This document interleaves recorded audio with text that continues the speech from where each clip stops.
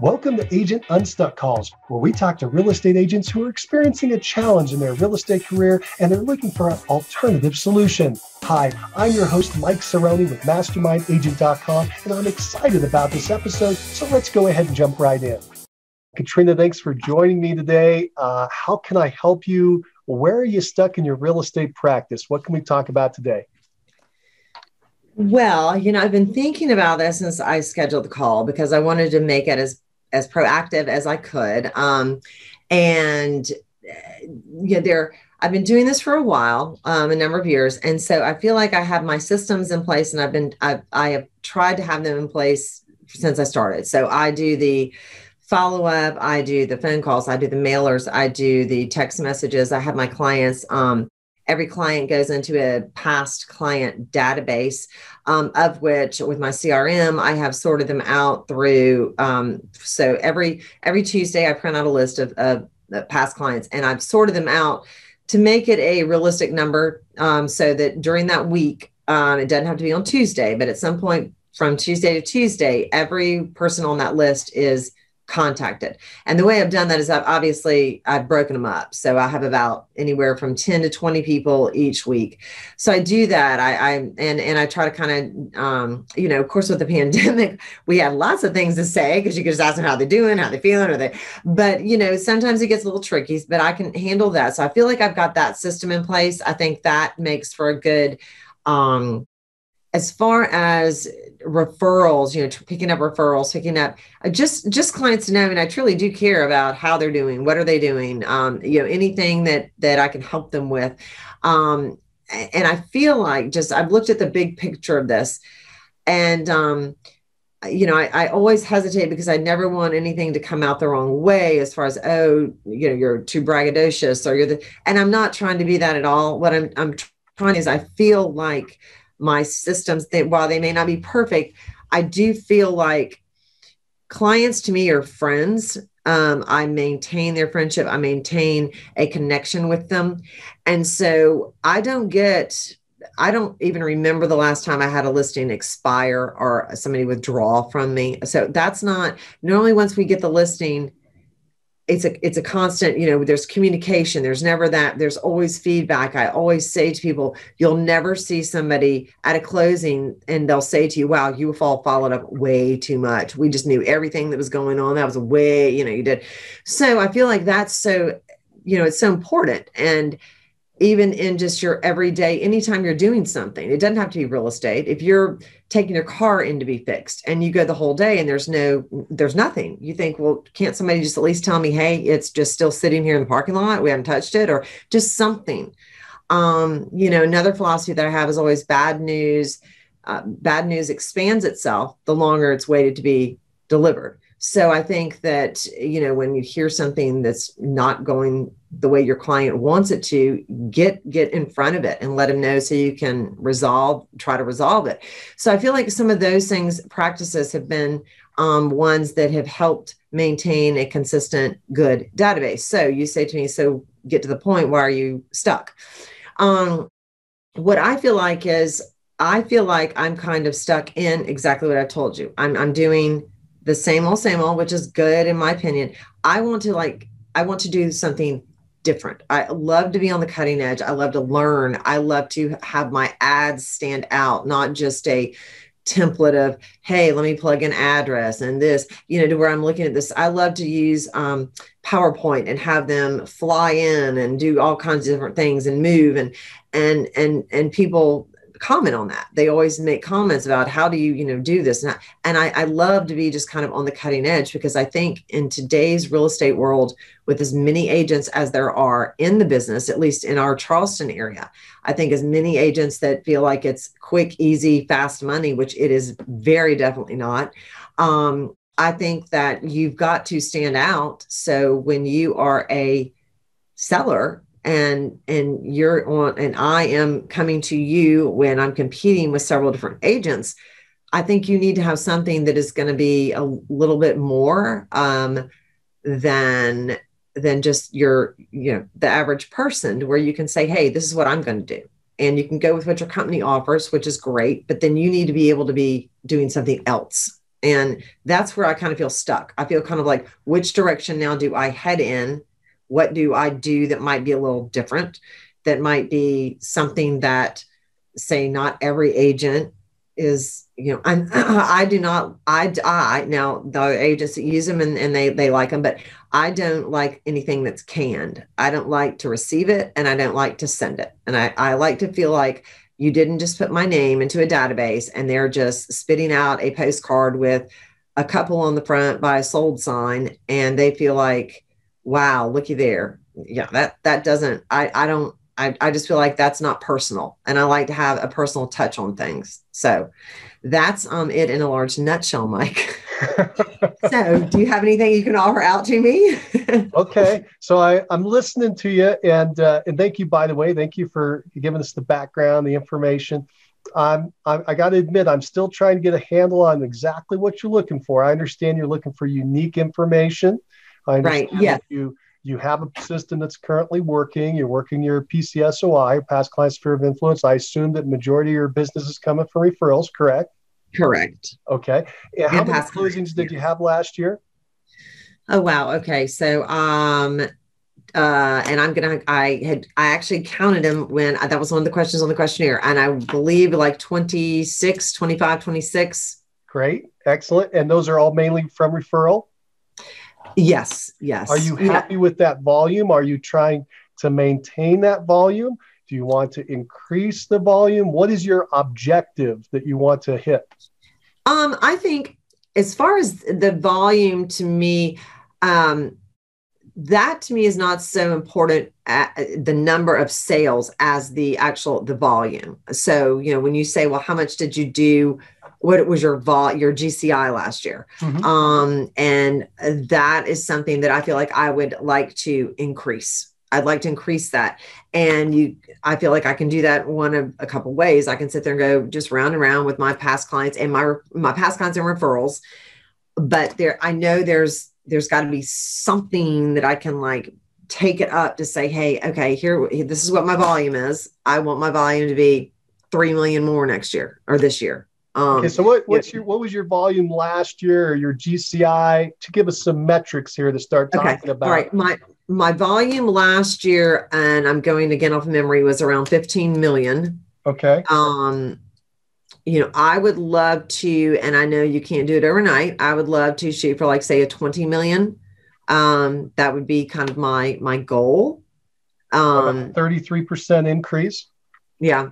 Okay. Yeah. And I know that is not necessarily something that I could do.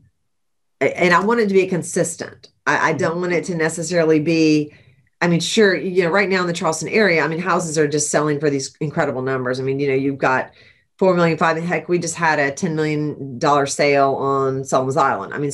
So I don't want it to be one of those where, I got to that 30 million because I had one sale. I want it to be something that I'm doing that's bringing in, say maybe a higher, like maybe say, okay, you might say, well, why don't you tackle some of the non-owner occupants, look for people that are maybe renting. Okay, let's, or something. And what would be some of your thoughts and ideas of how to tackle that niche and get those to maybe say, okay, yeah, let's work with those who are, a lot of those people are don't live here, don't necessarily know the market. They have rental properties. Now, some of them are doing extremely well. So why would we want to sell? Well, maybe so I guess kind of, and I don't mean to be the problem child with throwing this out to you with not really a good solid, hey, Mike, how do I do? I'm just thinking you're so experienced, you just something that you may say, hey, if I'm throwing stuff out that might trigger something that you say, you know what, why don't you try this? Or another agent from a different, that's where I really feel like, other agents from other parts of the country that are doing, well, what maybe is something that they feel like has helped them get to the next level or step in their volume. That would be something besides, the continued reach out to the past, reach out to the present, that follow and feedback. What was there something that they did that they felt like, hey, this really helped kind of start that wheel in motion? So I'm glad you keep talking and you're telling me more and more. Thank you. And that's the first part is, of course, assessing where you are and what you want to do. So first of all, congratulations on what you've achieved already. That's pretty impressive. Thank you. 25.6 closings a year as a solo agent. That's pretty awesome stuff. I assume you're a solo agent, correct? Yes, I do have a virtual assistant, but that's another story for another day as far as me being we'll come back around to that one.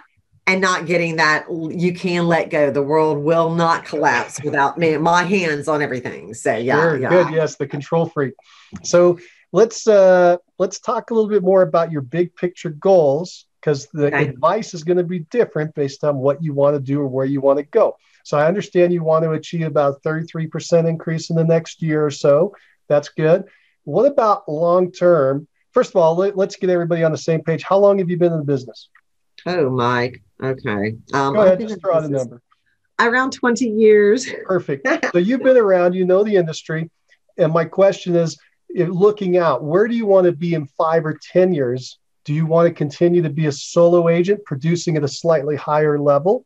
Or do you want to build a team? Do you want to be a highly leveraged solo agent? Do you want to work less and make the same? What are your objectives looking out into the future? My objectives looking out at the future, I'm from Charleston. So for a majority of, I would say most of my real estate career, I have been open to working in all of the different areas just because I'm familiar with them. And there are agents that, won't get out of Mount Pleasant, won't go here. So I feel like what I probably need to do is dial down the areas. Okay. First of all, I feel like I need to have just specific areas, which I've tried to kind of do already. With limited, yes, I might go out of the area if it is a past client or if it's a, referral and it's with different, would have to have some stipulations. I would like to, my mindset is increasing my volume 33%, not necessarily means I'm going to be doing, say 20 more houses, but you increase that average price point. So I could still theoretically remain at, say, a 20 to 25 to 30 houses, and my dollar amount, my volume, GCI, would go up because the price points that I'm working are now higher. What's your average price right now? Right now, my average price is probably around 600 to 700,000. And what's the average price in your market? Average price in our market is probably about, well, let's see, that kind of depends, but let's just stick with where my office is, Mount Pleasant. That's around now it has increased within the last 9 months, 10 months to about 522, I believe. So you're slightly above the average right now, correct? Right. Is that because your clientele is been around a while and they've been in their home and they're more established, or is that something you did intentionally to move up into more of a semi-luxury price point? That is, I have always had higher end listings. So just give you, then that's where everything kind of gets skewed when you have an average, because it's kind of like, you have all A's and then you make a D and now all of a sudden your average is a C, so I list, and normally I'm more listing heavy. So my listings are normally like the 8-9 million on up to 2 million. And then, then of course I've had some referrals that have been first time home buyers that have been in that $200,000 range. So to answer your question, I feel like a lot of it has to do with kind of the clients that the appreciation is such that it's continuing to go up. And so the buyers or the sellers that I work with, their price ranges, their property values are going up because of appreciation. I don't really, now, of course, I have buyers that are looking more towards at that second home and that, the investment properties, and they're looking on the beach, and in that range, you're at a minimum 2 million. So it's just, I know I'm kind of talking in circles because I don't really know I hear the answer. I just, I don't know if it's not in my mind. It's more the referral, my clients are kind of I don't know that I've hit that grasp of that little niche, and I'm sure there are many out there. How big is your PCSOI, your past client and sphere of influence list? Well, I have dialed it down a good bit because I wanted it to be manageable, and I did not want to just have people in there that I only did a mail out to. I wanted to be able to touch and feel. So it went from about 3,000, 2,500 to 1,500. Now I've dialed it down to about 500. And I feel like I even want to take it down a little further. Let me ask you this, the 500, if you were to bump into, would those people know your name? Would you know their name? Would you recognize each other in the grocery store? Yes. All of the 500? Mm-hmm. Then you have a strong list. That's a great list. Let me just tell you a couple quick things. So on a list of 500, if you're working them well on a repeat and referral program, and it sounds like you've got a good base going there, but if you're working it just fairly well, it's going to be about 5% turn a year. Okay. Which is about where you are. Interestingly, that'd be about 25 closings a year. You're at 25, 26. If you crank it up a bit, you could hit 10%. And the best referral agents that I've talked to, and they're a rare group, but they hit 20% of their list repeating referral every year. Okay. Oh. And that's a target for people to shoot for. I just talked to a lady the other day who hits that. She has a list of 260, 270, and she closed 54 referrals. So it's about 20%. And so what I'm saying there is you have a lot of room to grow within your database. And the database, although they may be getting boring to you because you've been doing it for a while, it's the most profitable business there is. It's the easiest business. They're the friendliest business.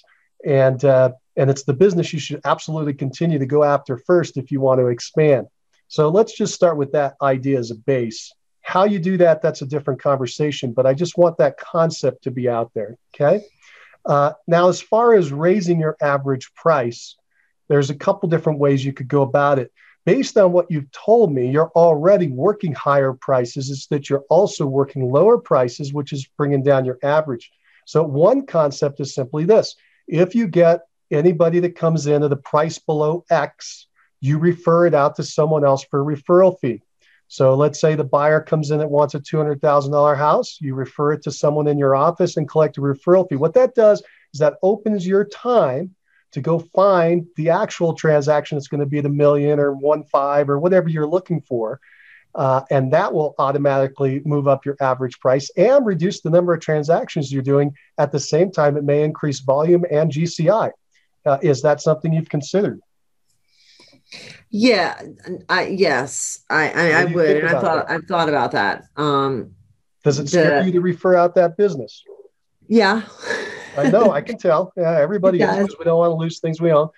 It does, because I feel kind of like it's like, you go to the doctor's office and you want to see Dr. Jones, and then his assistant comes in and you're kind of like, wait a minute, I'm paying Dr. Jones, where's he? So that's a little bit of that. And they're referrals, so they're connected. That 200,000 may be connected to your $2 million house, right?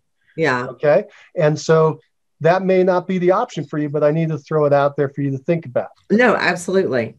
Another option to move into a higher price range is where you're moving outside of PCSOI and you start to do things like geographic farming or social farming, where you're working a group of people. Geographic farming, you pick a luxury neighborhood and you start working it.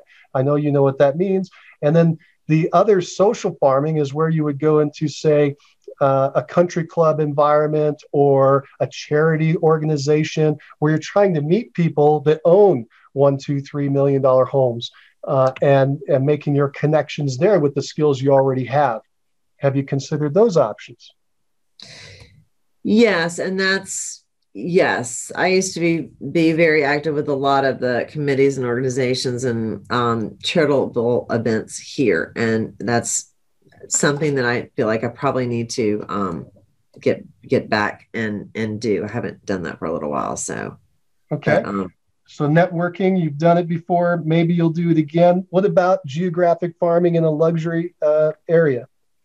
Okay. Yes. Now that that frankly, Mike, I just need to get off my duff and do, because that I think about all, if I have my little list of things to do here. This is like my list. I do it every single night. Yeah.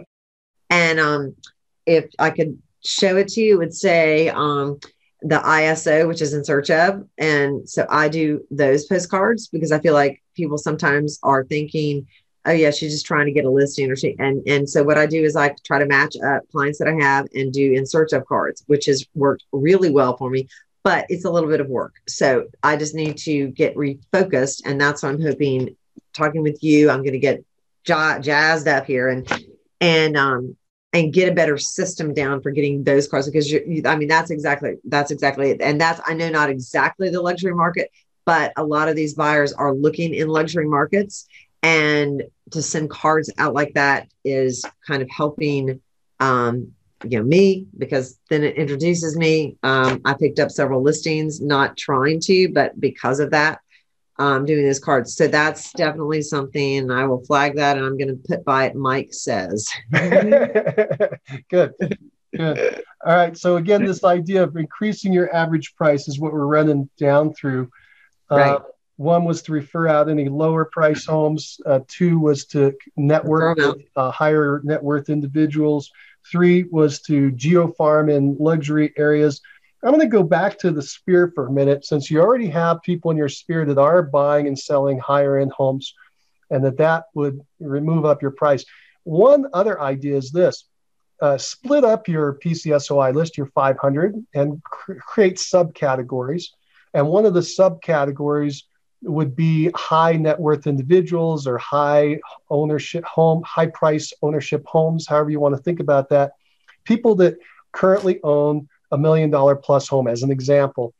And then create a campaign to work that group, that subgroup, at twice the rate of what you currently work. Okay. So if you currently make one call every 6 months, for these people, you're going to call them every 3 months, as an example. You're going to call them twice as many times a year. You might do a special event for them, just for those people.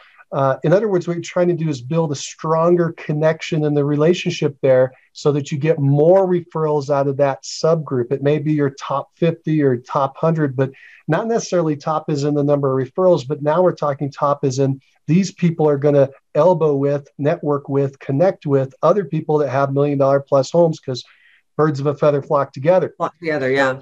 Have you considered that? No, but I mean, that's yes. And I'm writing all this down while you're talking. Yes. And one of the things I'd like to ask you real quickly about is what I had done was I had gone through the entire MLS, and I pulled back every house that had been sold. I cross-referenced it with people that were on a 6% assessment, which is in our city there, it's not their primary residence. And then what I did is then I went and I looked at, of that batch, which was like 120, I went through all of them to see which realtors were no longer in the business or were not doing it, because I never want to ever step on another realtor's toes, nor do I want to be a backstabber, go after somebody's client. So when I came up with that list, I came up with about 35, and those I put on a separate spreadsheet, and I've been sending out, I've added them to my monthly mailers. When I have a just listed, just sold, I send them something, trying to cater more to the higher end listings. I don't want to sell, I don't mean to sound bad, but you want to keep up with the million plus marketing that they get. I have a magazine.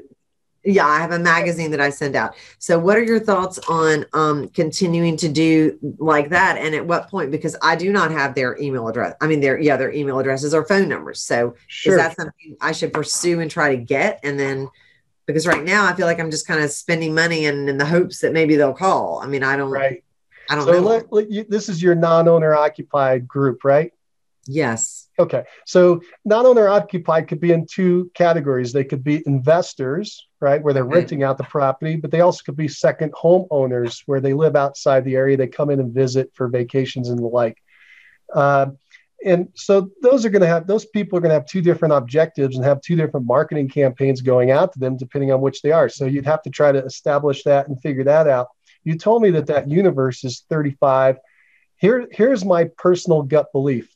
And first of all, before I say that, every decision has to be yours. You're the business owner. You've got this far. You're doing a fantastic job. But I'm going to give you my quick impression of what you said. Well, thank you. I wouldn't spend my time with the 35 people I don't know. I'd go back into that database of 500. That database of 500 is gold. People will shoot each other to get a list like that. That is good stuff. And you have been working it so long that you're used to it, and it's the regular, it's the vanilla. You like the cutting edge and the new stuff. And what I recommend is this: take your desire for new and exciting and apply it towards the list of the 500. Figure out how you can make that more exciting. Figure out how you can create more engagement there and enjoyment and something unique that you haven't done to add to the mix. Because remember, you're at 5% on that list, and you should be up around 10% at least. And ideally, if you really could hit it, you'd be at 20%. You may need to pare the list down more, although you've said that you know them and they know you, and you'd recognize each other. And that's a golden list. Well, what I need to do, Mike. Sorry, go ahead. Yeah, my only last thing there is if there's anybody in that list that you don't like, you don't get along with, you kept them there for a reason because they're a past client or whatever, get rid of them. Now, don't delete them. Just put them in another subcategory called past client or sphere of influence that I never want to talk to. Just something internal, private that you have, not fun or not exciting. Get them off your main list so you don't have them in your list and you're afraid of contacting them because you really don't want to work with them. You have such a big list. You can absolutely do this. And I'm sure it's not going to be that many people, but they may be impeding you from taking other steps with the overall group. That's what I'm going to do. No, and I know my time is up, so I appreciate it. I could go on and on. So I'm going to take my sphere of influence, number one, and I'm going to do subcategories. I'm going to do A through D. My D's will be ones that are there, but I don't have anything to do with. A's will be the higher net worth, and then B and C will be, whatever. And then I will focus on my category A, doing 2 times. And then the others. Yeah. Okay. No, this is good. This is good. Cool. Okay. And again, I think the idea of taking the new cutting edge ideas of how to contact them, reach them, talk to them, that'll fulfill your desire to be creative and have some fun there. But that's a golden list there. All right. So let's do this. I'm going to give you a quick assignment. Okay, good. All right. So your assignment is this, and you've already started to nail it. And that is to go through your PCSOI and identify those high net worth individuals, whatever you categorize that at. You could say $1 million plus or whatever it is. I'd like to know what your count is. I'm sure you would like to know too. So I'd like you to identify them and label them inside your CRM and then figure out what that count is. That's step one. Step two, which is not in the assignment, but the next thing you would do is to create an additional marketing campaign to them beyond what you're already doing for everybody else. It's going to become your special marketing category. Do not stop marketing to everybody else though, because as you know, these markets change. And when the market goes down, slips and slides, the upper end gets hit harder than the middle and the lower ends. Right. So you don't want to lose those connections and relationships for whenever the market changes. Hopefully not for a long time, but it could be tomorrow. Who knows? Things change overnight. So does that make sense? Absolutely. No, absolutely. When do you think you could get that done, that splitting out and labeling of these high net worth people? Well, here's the way I work best, Mike. I work if I've got a deadline and I've got to do it, because if it's just a matter of when can you get to it, I'm like, well, let's see. That's what we're doing now is establishing a deadline. So you tell me the date you can get this done by. Okay, today, let's see, Monday. Okay. Yeah. I would definitely, this is important to me. I need to get rolling on this kind of stuff. And so I would say, golly, I would say in my mind, I would want to have it done by definitely by the end of the week. Great. So you're saying Friday? Yeah, that's when I'd want to have it done. Great. What's the date on Friday? Not the first. Second. So write down in your calendar somewhere July 2nd. Okay. And the next question is, what time will you have it done by? Oh, well, I should have it done by Thursday night, so it's done by Friday. Okay. What's your deadline? I need a deadline. I need a date and a time. Do you want to make your deadline Thursday or Friday? Okay, let's no, let's not make it Friday because I won't work on it during the day. So let's just say Thursday. Good. Thursday by the 1st. 10 o'clock. Okay. 10 o'clock p.m. or a.m.? p.m. Perfect. All right. And that's Eastern time? Yes. Good.